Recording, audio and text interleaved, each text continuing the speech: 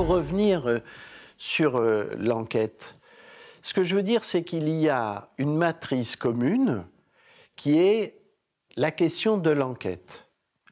Et que la variable temps s'applique à une matrice commune. Le journaliste n'est pas tout à coup dans un autre exercice quand il est en temps long.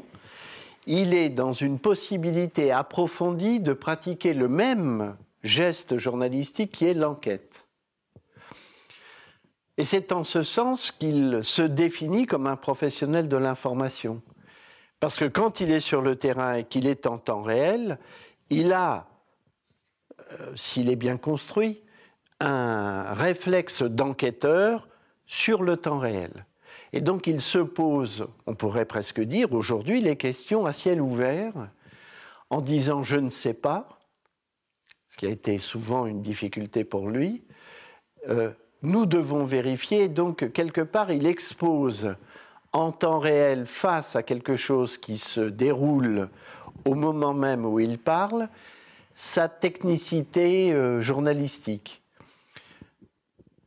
Par définition, quand on accorde plus de temps, c'est-à-dire ce qu'on va appeler de manière un peu,